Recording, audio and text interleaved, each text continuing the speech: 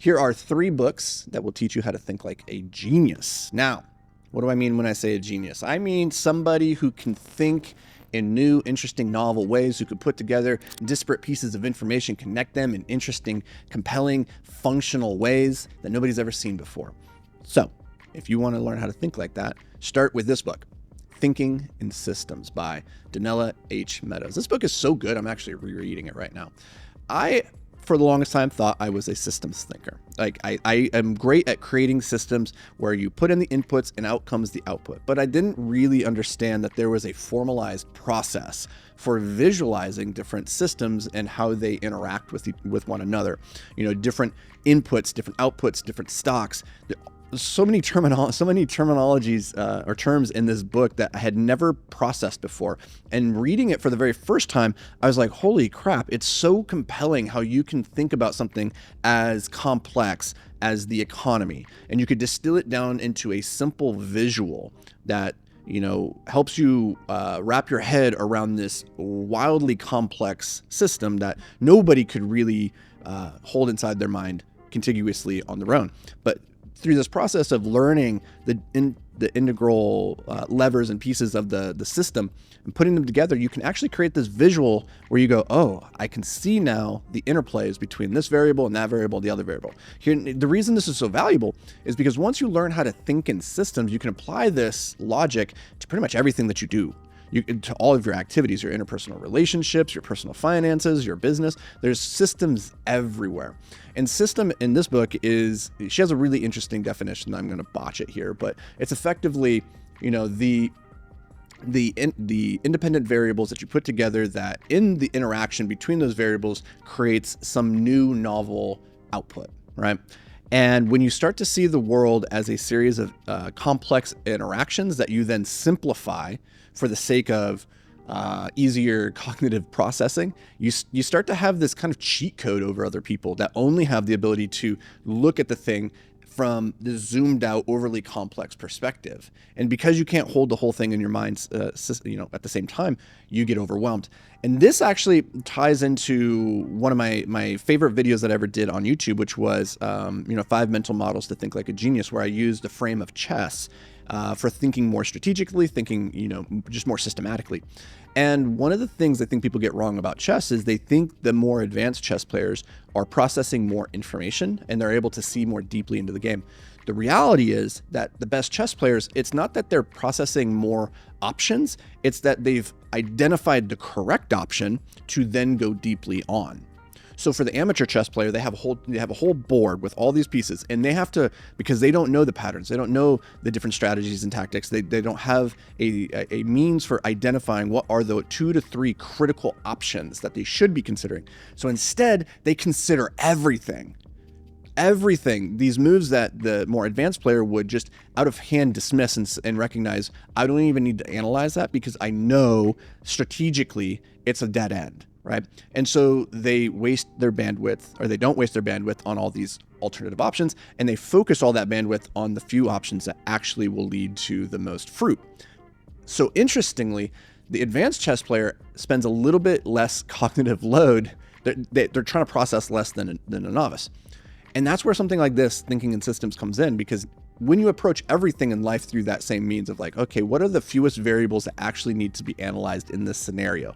Sure, the economy is a wildly complex beast, but given my context and the output that I'm seeking, what are the fewest variables and how do they interplay with one another so I can go deep on those rather than trying to hold everything simultaneously inside of my head? So, Thinking in Systems, first book to help you think like a genius. Number 2. This book is called The Road Less Stupid by Keith Cunningham. I have recommended it in other videos before because it is just so damn good. This is all about learning through the mistakes of others and from yourself. Keith Cunningham, if you're not familiar, he was the rich dad that Robert Kiyosaki talks about in his book, Rich Dad, Poor Dad. Robert never calls out specifically that Keith is the guy, but Keith is the guy. And I actually think he is a brilliant person to go learn from. Not so much Robert Kiyosaki, but Keith Cunningham is a brilliant person. And in this book, he identifies that we pay this dumb tax, right? In life, we make bad decisions. We don't have full information. And so invariably, we're going to do things in a less than optimal way. that's fine. That's life. That's to be expected. But if you don't want to keep paying the dumb tax, you need to learn how to evaluate the situations, the failures, the successes to mine and find the gold that you can then apply in future iterations, so that you only have to pay the dumb tax once, and then in the future, you don't have to pay it again, and then you look like a genius. Well, he recommends that the process for this kind of distillation of lessons learned through something he calls thinking time. And at the end of each chapter, he gives you this list of questions to ask yourself during thinking time, where you actually sit down with a pen and paper and you just write out the answers to these questions. And I found this to be one of the most powerful exercises. Now, it's actually quite mentally exhausting to do a lot of thinking time. So you want to do maybe an hour a week. But if you do that for 90 days, you will realize some pretty remarkable gains. You will start to think more deeply about everything that you do in life. And that will, by default, make you think more like a genius. So last book. This one might be a little bit surprising, but this is more of a biography by Ed Catmull, or autobiography perhaps, called Creativity. So this is the story of Pixar. And the reason I recommend reading this, if you want to learn how to think like a genius, is, again, genius to me is not just about raw processing power, not just the ability to do complex mathematical equations or be able to find patterns really quickly.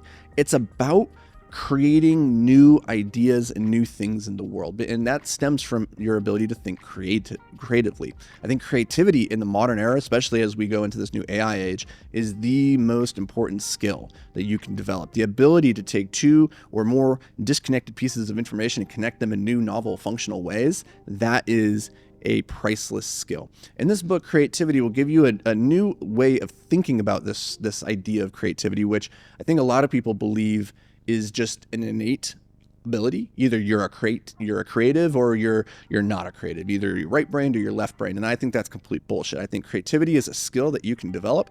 And this book will give you a glimpse just into the beginnings of thinking about that. So pick up this book so you can also think like a creative genius. Actually, go read all three of these. They're just fantastic. But that's going to do it for me, guys and gals. I appreciate you. I will see you in the next episode. But before you get out of here, do me a favor.